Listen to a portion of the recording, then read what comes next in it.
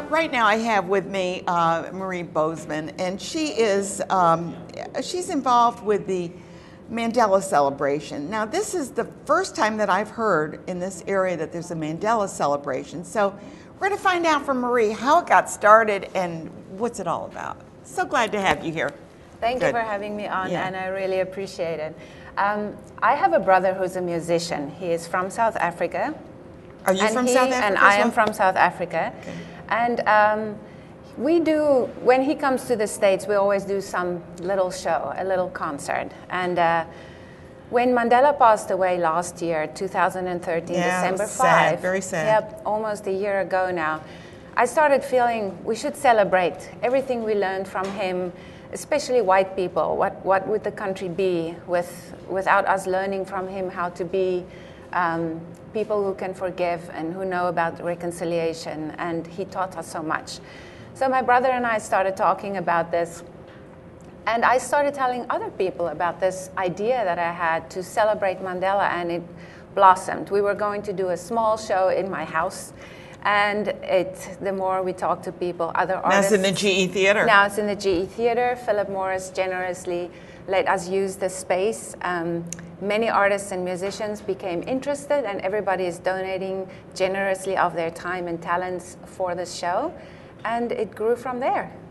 Well, I mean, I can't imagine anybody doesn't know who Nelson Mandela is, but tell us a little bit about this man who had such an influence on our world, not just Africa or South Africa, but our world. I mean, everybody knows his name, but what did he do?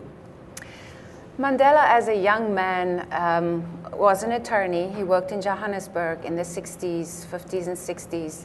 And he and a group of people, he's not the only one who worked on ending apartheid, but back then they And what is apartheid?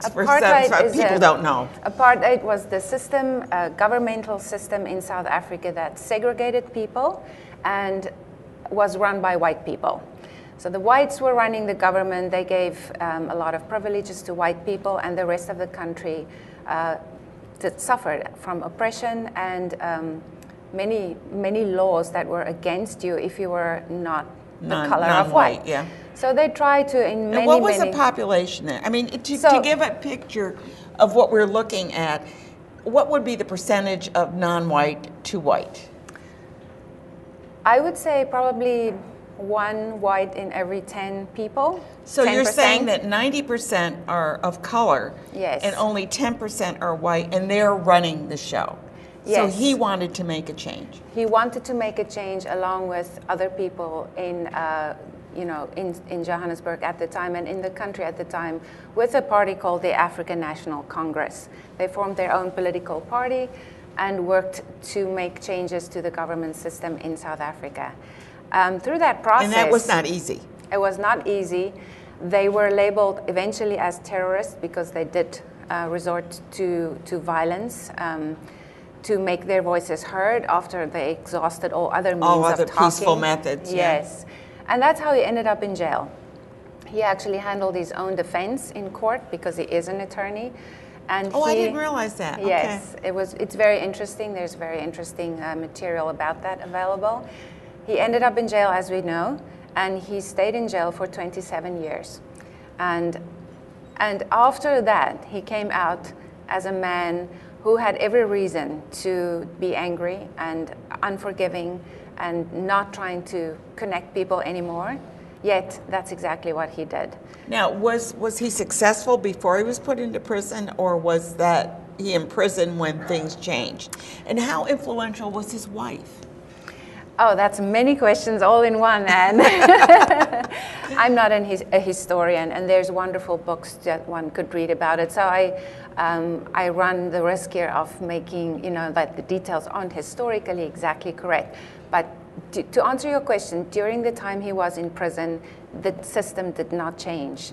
Apartheid ended after Mandela was released from prison in the 1990s. So 20 some odd years that he was probably 27 trying years. to write and get the word out somehow. I don't even know if they allowed him to do that. During the 80s, many other events led to conversations between him and some of the other people who were in prison, and the then current government, who was still the white government.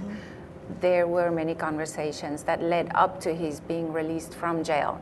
After that, the country went through a transition period where they prepared for the first fair and general elections, which happened in 1994, and the African National Congress came into power, and he became the country's first black president. And during his time as a president, he has done many things that were really very strong actions to connect people and build bridges. Many people predicted that him being released from prison would result in a bloodbath, and there would be a civil war. It never happened. And many of his personal actions led to peace, reconciliation. He showed forgiveness. He built bridges between people. There's a famous situation of him attending a rugby game. Rugby is the sport of the whites. They wore the Springbok jersey if they are the top team in the country. And he showed up at a game, a World Cup game, where the South African team made it to the finals. Blacks never watched this game. He showed up there wearing a Springbok jersey, and it astounded people. And he won the hearts and minds of everybody in the country. That he was trying to unify. Yes. Unification. So if you want to learn perhaps a little bit more about Nelson Mandela and his works, first of all, you can go to the web and look, but to join in a celebration and perhaps hear, I don't know what's going to happen, music? Yes. So the celebration is, the question we ask is, or the phrase of the concert is, what have we learned from Mandela? And we've learned all these things that we just talked about.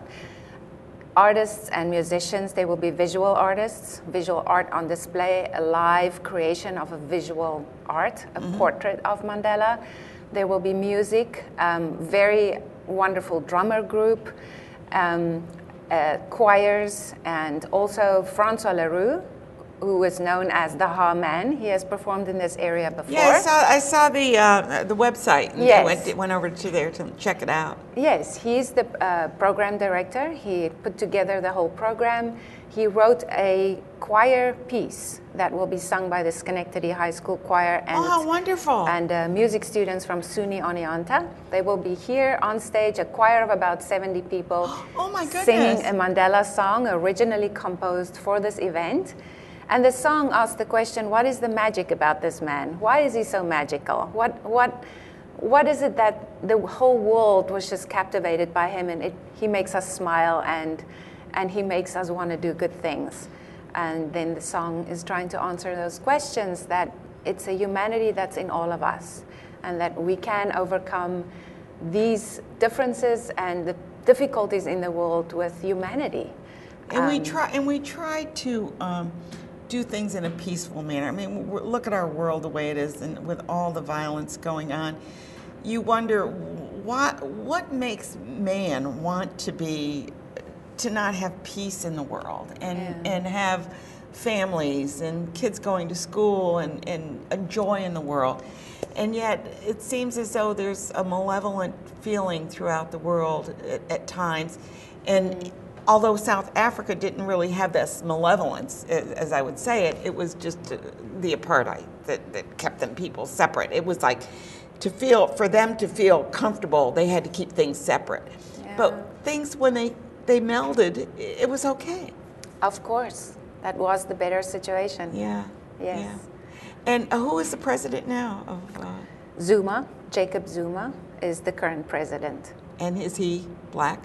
Yes. Yes. The country is now a free and fair country for everybody. Yeah. And it's good to hear that it's in one place of the world things have turned out okay.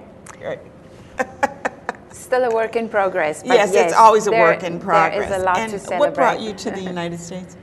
We came to the United States. My husband worked as a minister at First Church in Schenectady. That's why we came. He was offered a position there, and he was the minister in First Reformed Church in Schenectady. He's now the minister at Christ Community Reformed Church in Clifton Park. In Clifton And Park, okay. So through the church, we landed here, and we're still here. Good, and I can see where why Mandela was inspirational to you Yes. as a peacemaker. And Absolutely.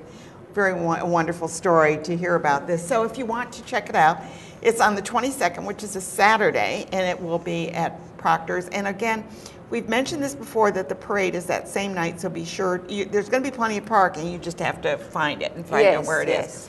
And please come early. What time does this start? The Mandela celebration starts at 7:30 p.m. Well, that works because the parade is over by 7, see, Yes. so that'll work out really There's well. no admission. We will ask for donations. We suggest a $10 donation at the door, but the event is open and free to the public, very family friendly, and a wonderful artistic experience. Marie, it's such a pleasure to meet you, and what Thank you're you. doing is so wonderful.